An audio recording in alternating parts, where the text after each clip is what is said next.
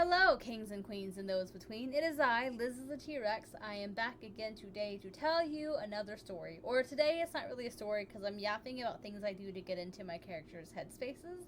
So buckle up, here we go. And if you are new here, hello, my name is Liz. I am an aspiring fantasy fiction writer. And I don't have anything published yet. This channel is mostly just me holding myself accountable. If you've been here before, hello, welcome back, regardless of if you're new or if you're old. Please hit that subscribe button and the like button. It really helps my channel grow and it keeps me moving. But to get on with the story, so I have certain things that I do that help me get into my character's headspace, and this might work for you too. If it does, I mean, feel free to try it. Writing, it's not really a one shoe fits all kind of thing. It's just okay, try something else or try something out, see if it works, and then adjust the plan according to what you do. I have tried so many things to get into my characters' headspaces. I've done personality quizzes to kind of help. I've tried looking up character archetypes. But I realize is the more complicated I make a system, the more I get lost in what it is I'm trying to do. So now, these days, I keep a more simplistic approach to things because it just helps me with writing in general, or just task, what is it called? I lost the word for it. Hold on, ADHD is hitting me. Task orienting, organizing, one of those things. Either way, it helps me focus on tasks a little bit better if my system is simple and it's not too many things to consider. So I start with a very basic, whether or not my character is an optimist or pessimist, because that really determines the way that they view and the way that they see the world. Because a pessimist, they might notice a lot of the darker parts of society, the slums, the beggars on the streets, a lot of the professions that might not be morally acceptable. Whenever they make a mistake, they tend to hold on to it a lot more, versus someone who is an optimist, who they don't notice all of the dark stuff. They notice the light stuff, like festivals that might be going on. Maybe they notice a family in the area that's having an outing together, or they might notice some of the food or all of the fun stuff that is in a city. Now, that's not saying one or the other can't notice the opposite stuff for the other. They can, but knowing what they tend to gravitate to helps me figure out how they might view a specific setting and what they might notice. Which really helps me figure out what their inner voice might be telling them, because that can help me figure out what specific details I should give in that scene. Now, another thing I do also consider is, after I figure out what they, whether they're an optimist or a pessimist, I consider how they learn and what they do whenever they make a mistake. Because the way someone learns can tell you a lot about a person. For example, someone might be really stubborn and they might choose to fail over and over again until they get it right, which shows they're stubborn. Or if you want to look at it on the brighter side, they're just very dedicated to learning a new skill.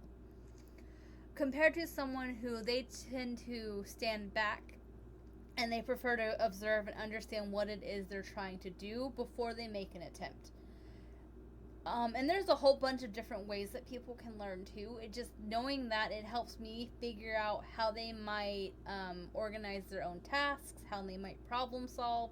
It really, or how they might react if they end up failing every now and again. So that's another thing that I do. The third thing, I'm losing my train of thought. I didn't really script this video, so I'm kind of talking randomly. I kind of have an idea in my head, but I tend to jump around. But the third thing I consider is I consider their profession. And what I mean by that is professions. Remember, I write in fantasy, so this might not work for everybody. It works for me, though, because I write in fantasy fiction. But I heavily consider what their profession is, because somebody's profession, it determines what they might be more knowledgeable in compared to others. And you can do this with hobbies too, because hobbies also make someone more naturally knowledgeable about certain things compared to others. So, for example, I have a character who her magical alignment is nature. She is an alchemist, and she specializes specifically in potions that use plants and only plants. So, she's going to naturally notice things that are gravitating to that skill set.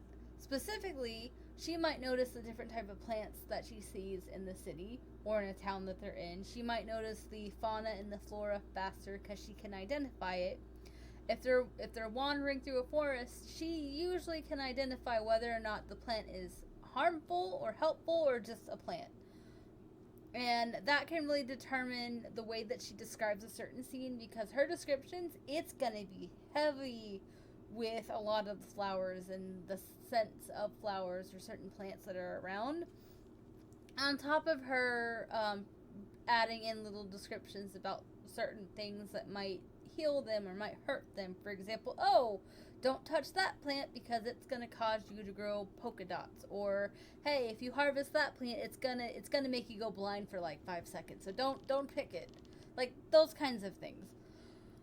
Compared to someone who has no knowledge about that stuff, you throw them in a forest and they might absolutely hate it. Especially if they say might be a fire mage who really doesn't like the forests because he is a fire mage, so everything around him is flammable if he uses his magic.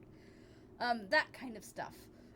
It really determines, it can really help me figure out how they might be in a specific scene, because a fire mage in the middle of an area that is easily flammable, they're going to be a little bit more tense because they can't use their magic, otherwise it might go up in flames. And then the nature mage that he just so happens to be traveling with won't be happy about it.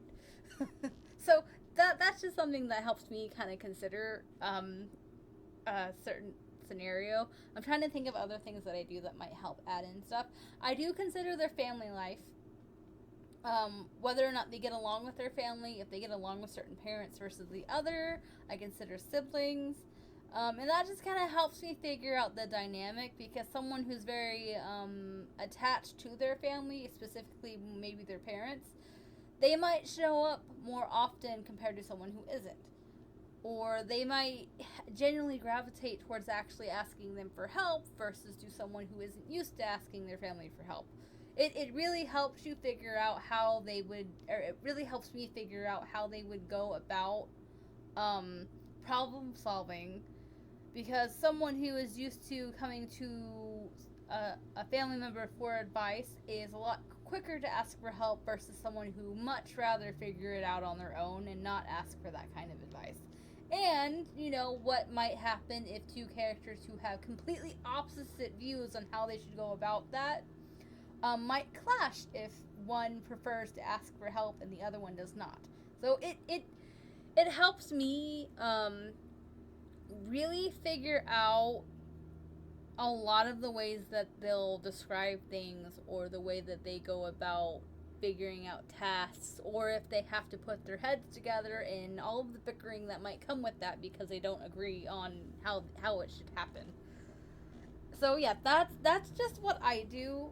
I have a bunch of other ones, and look, there's a lawnmower going in the background. I'm sorry about that. They're not gonna go away anytime soon. But anyways, that's all I have time for today. If you have a specific thing you do to help get into your characters' heads, please leave it down in the comment section, and maybe I'll read them one day, or maybe I won't. But yeah, anyways, you have a wonderful day, and I will see you in the next one.